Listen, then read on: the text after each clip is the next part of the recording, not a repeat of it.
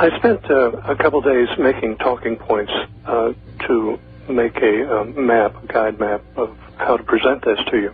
It is such a big topic. It's very difficult to know where to grab it to begin. Several years ago, I got a telephone call from Mike Blair at the Spotlight newspaper in Washington, now called the American Free Press. He asked me to help work with him on the story of the white trails coming out of the airplanes. And time has gone by. I guess that was 8 or 9 years ago. We actually got inside the program. We're the only people in the world that actually got inside of that program. When you say you got inside that program, the aerosol program, the chemtrail program, you're talking about information on the inside of this program. I'm talking about actually getting inside the program at Wright-Patterson Air Force Base where it's being managed. Wow. And we actually got into some of the people that were dissatisfied from within the program, and they divulged a lot of the acronyms and the purpose of the program and so on. And that's the only way that anybody could ever have broken the secrecy of this program. Okay. We know that people have died over this program. People have been hit to keep them quiet. And we know that other things have happened to keep people in this program. One of the key people that designed the aerosol, the barium salt aerosol, was set up by people in the Reagan administration, and he's now sitting in federal penitentiary. They still go to him to ask him questions, but yet he is in the prison. That is a little unnerving, isn't it? Yes, it is, absolutely. That the man that designed the barium salt aerosol is sitting in a prison.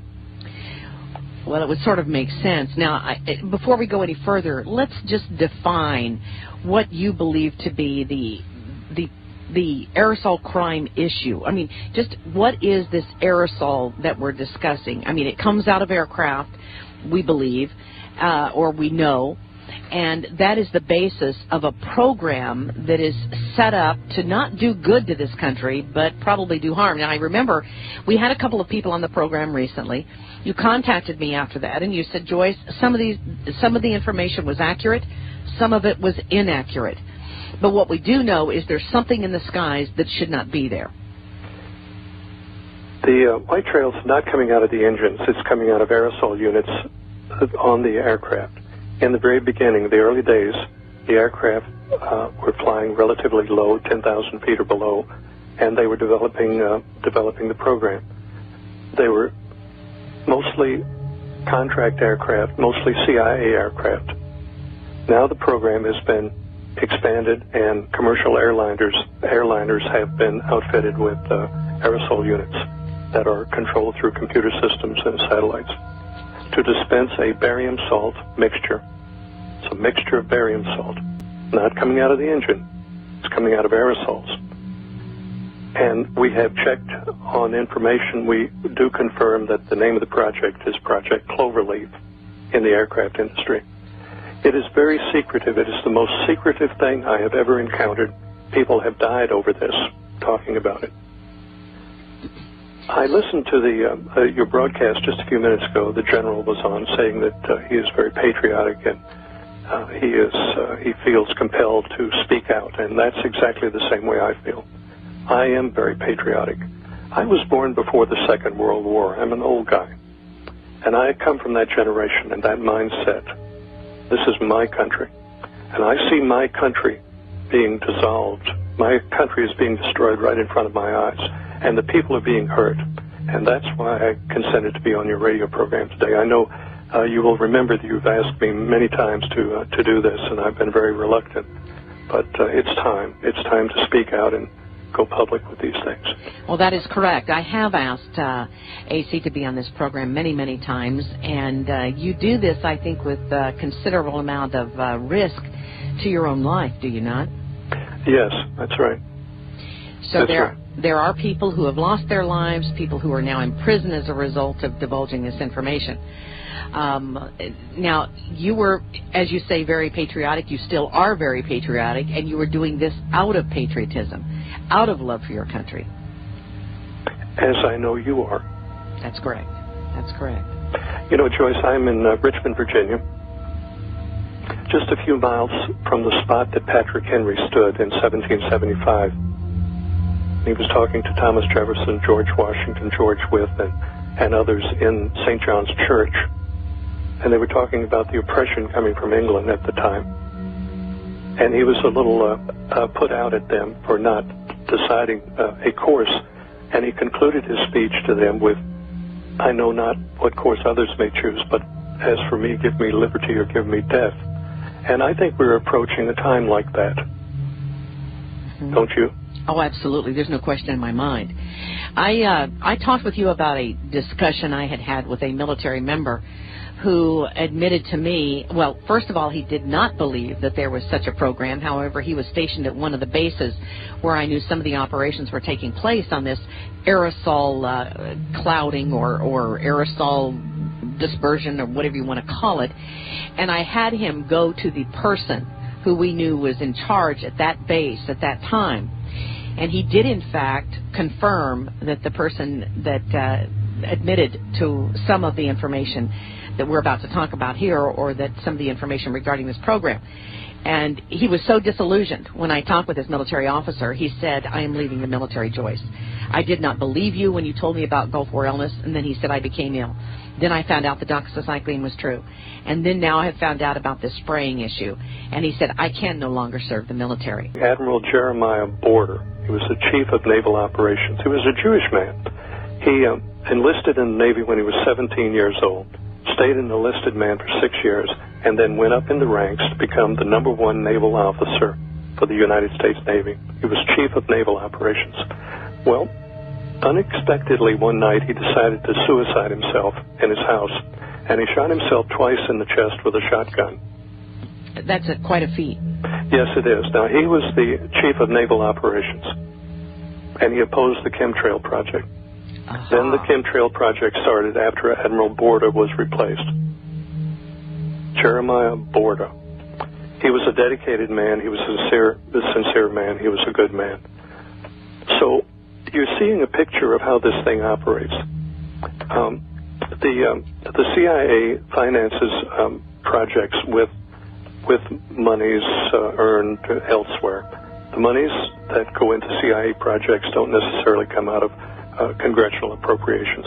And I will tell you that the Congress as a whole is completely oblivious to the aerosol program. They are afraid to ask. I had an meeting with the administrative aide of a congressman. He drove all the way to Richmond from Washington to meet with me. We spent about an hour. I gave him a complete overview presentation. He looked at me, stood up, and he said, "What do you expect me to do, Griff? They would lie to me too." That was his exact words. And I shook his hand and hugged the secretary and left. And that was it. That tells me that the Congress, I know for a fact the Congress is out of the loop.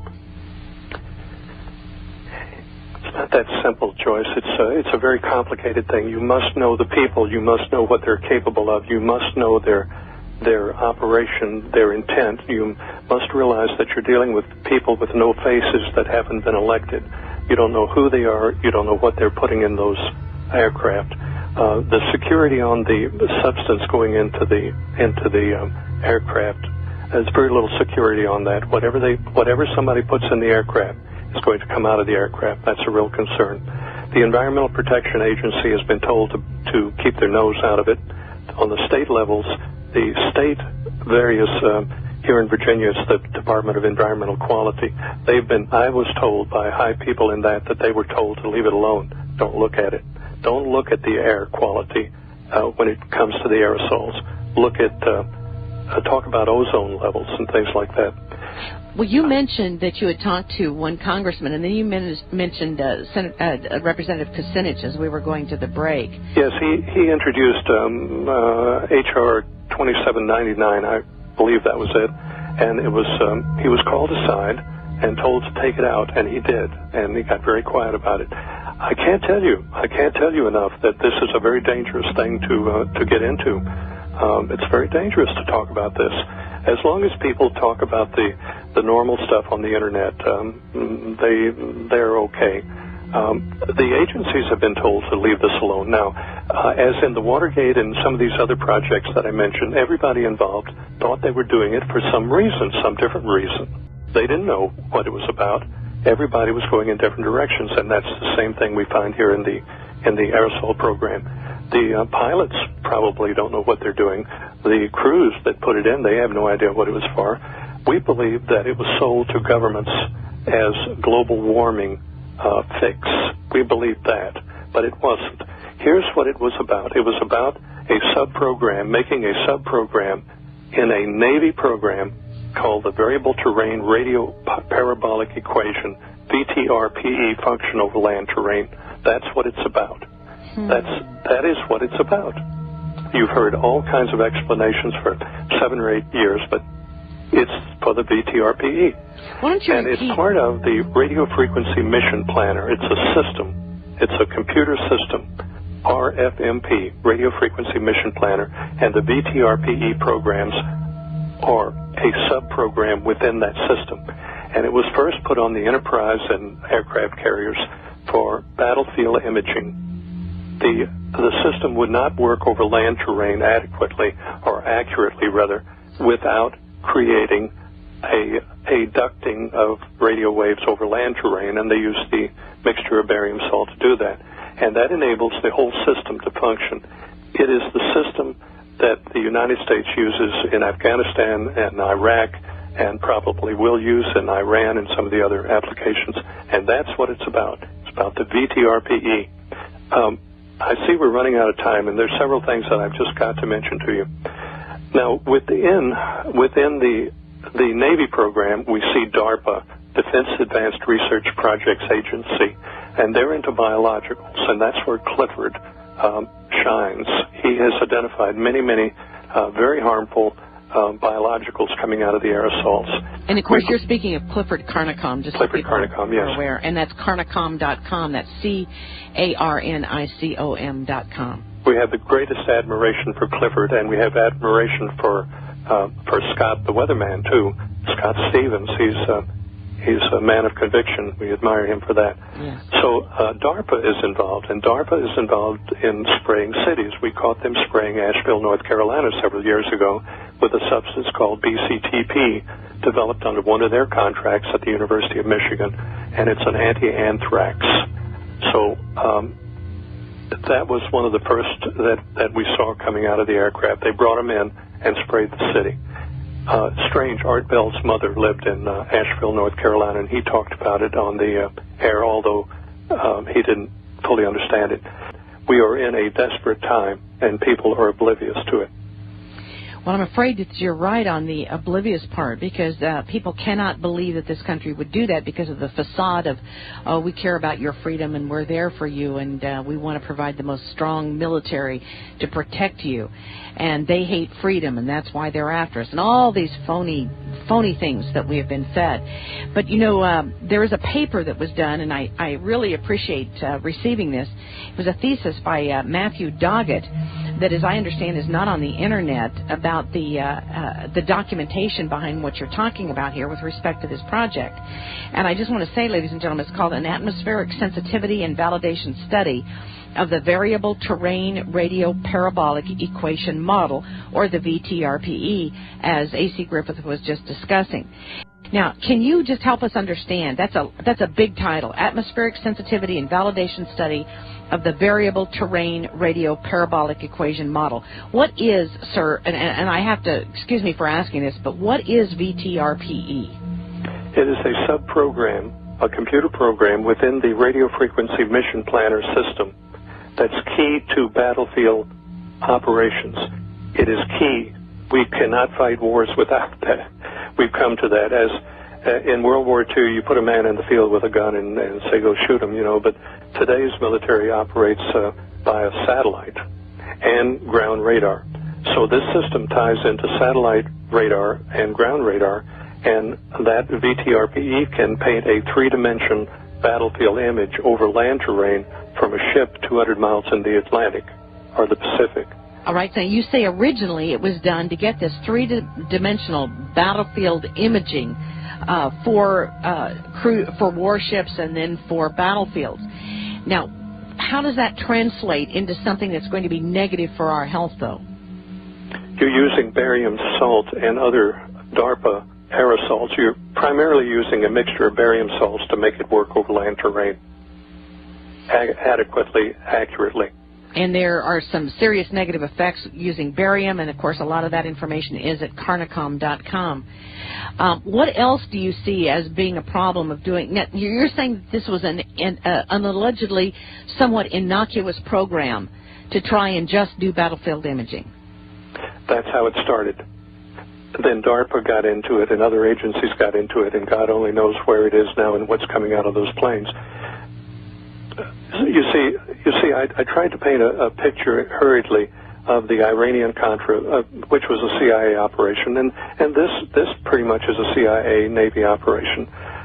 You're dealing with people, you don't know who they are, they're not accountable to anybody, they're capable of dastardly things. You see, the American people are totally out of the loop. Their reality is based on their life experience. You see, the way you judge things and the way you process things, your opinions are based on your own life experience. Most people haven't had these experiences. I was sitting at a kitchen table with a person about a year ago that had retired from the CIA, and she said to me, they do something bad to us, we have to do something twice as bad to them. They do something 3 times as bad, we have to do something 4 times in order to survive and keep the country together and keep the people alive. And we turn into real bastards doing this, you know. And the American people are not aware that is the reality of survival in this country, you know, and they are very critical. There are no total black, total white. It's 1,000 shades of gray in between.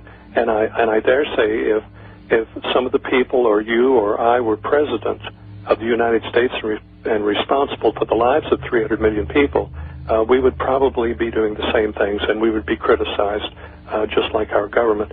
There is no easy way to do these things. Military is designed to kill and break. It's not designed to be politically correct. You know, we're coming into difficult times. Our country is being taken away from us, and the people are allowing it because of political correctness. There are quite a few stories that will make your hair curl. As we make it through each day, we should give thanks to God that we've made it another day. There are no guarantees. Most of the conversation I hear on the internet and on the radio is foolishness. What I've told you is true. If you've noticed, I'm not selling anything. In fact, I didn't want to do this for years and years, and here I am because it's time. It's time to speak out. It's time to be doing things. And through Joyce's patience and tolerance of me, here I am today. Everything I've said to you is true. I have not distorted or lied about anything that we've discussed here. My name is Dane Wigington from geoengineeringwatch.org, and our purpose of our site is to expose the issue of global climate engineering, otherwise termed as geoengineering. We are virtually under assault right now. It's not alarmism, it's not exaggeration. This type of weather modification puts out chemicals and toxins, some known, some not known. Many people who try to debate this issue, if they ask you why they should believe this is going on, we have film of it happening, end of the argument. That's it. There's no debate, no discussion, this is not speculation. When we have films that we can clearly see are spraying, there's no denying that jet is spraying, period. We have interior films, interior footage, which I'll show in a moment. But the bottom line is that's not a condensation trail. Any notion that it is simply denial or complete ignorance. So this is, you can even see on this jet that each side of the plane, the plumes are different lengths, which means the nozzles are not aligned perfectly. You see different composition in the trail, also indicative of different materials being expelled from different portions of the aircraft. So again, this amounts to weather warfare, period. The U.S. has historically engaged in weather warfare around the globe. This is historical fact. We have data going back to Vietnam, 1968, Project Popeye. 1976, UN passed resolutions forbidding weather modification in wartime. So again, this is not speculation. We live in a society that's been trained to shut down when they hear the word conspiracy theory. They've been conditioned pretty well. But the bottom line is this is the issue that can't be ignored any longer. People can ignore Kennedy, people can ignore false flag events like Vietnam and even whatever happened on 9/11, but this issue can't be ignored. When in the North State, for example, we turn on our water faucets and nothing comes out, that's the end of the road. This is very recent. This is from 2 days ago. Al Gore, use of geoengineering to head off climate change disaster is insane. So although we don't have an admission it's going on, it's getting closer by the day, and it looks like Al Gore is trying to now distance himself from these programs that he has not admitted to yet. This is important media. They'll be seeing more of this in the coming weeks. One interior shot there. Again, we can't know from the variants of different planes, the different configurations of spray apparatus. This is an ongoing experiment. There's likely many different configurations. We see aircraft trails that have different color compositions. So this is an ongoing experiment of which we are all a part, like it or not.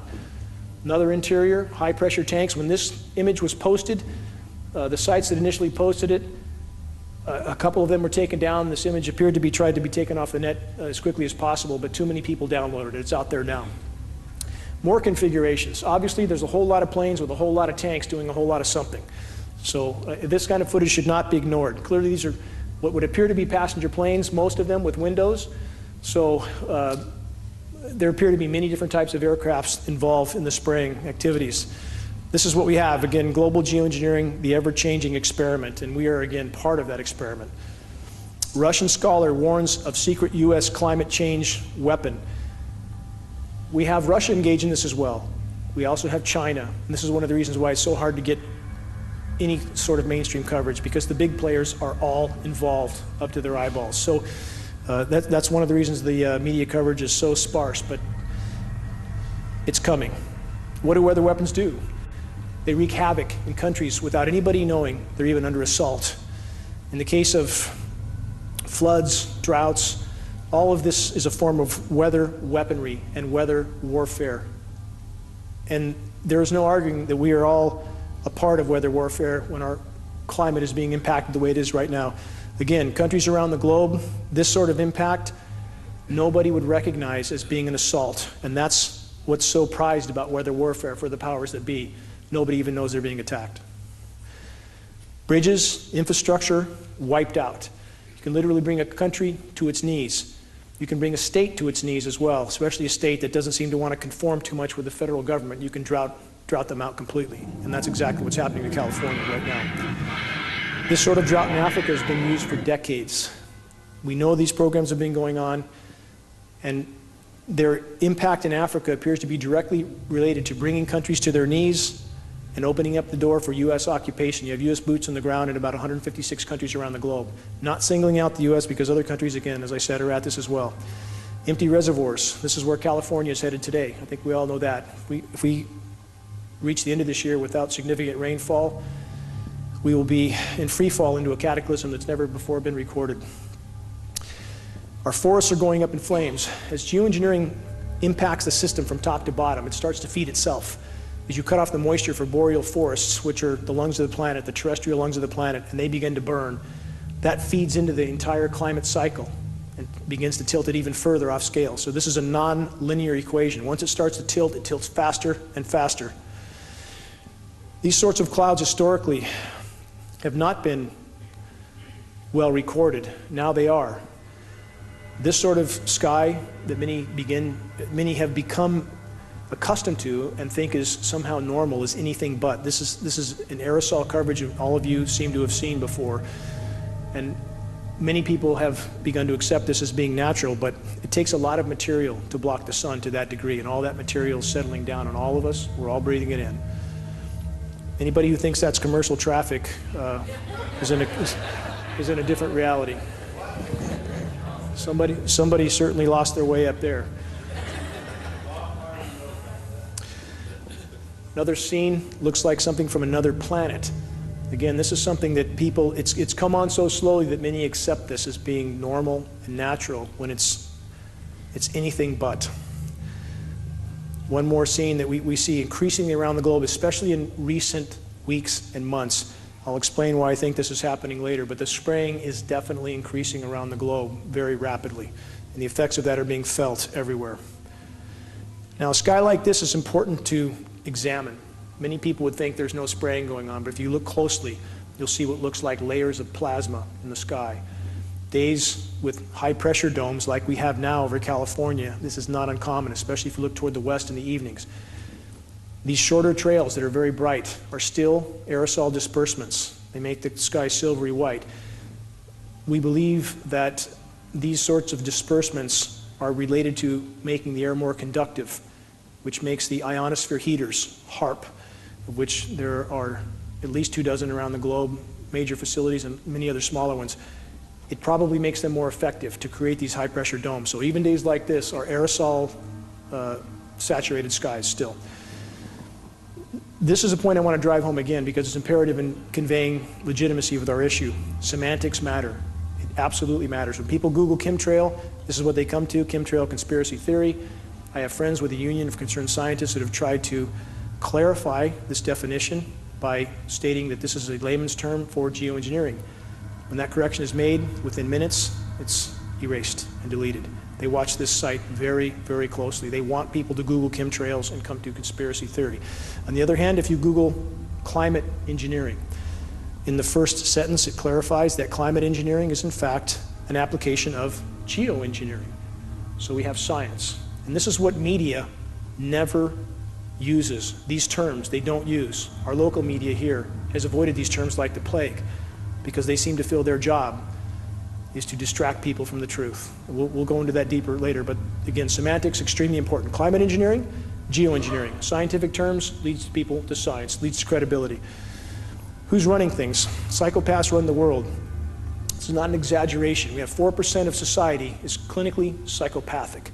That 4% ends up in positions of power, inevitably, because they'll do things that you or I won't do. So we have what appears to be a very small group of incredibly psychotic people that literally run the planet. And I would not have believed this 20 years ago, but after that many years of research, you simply can't come to another conclusion.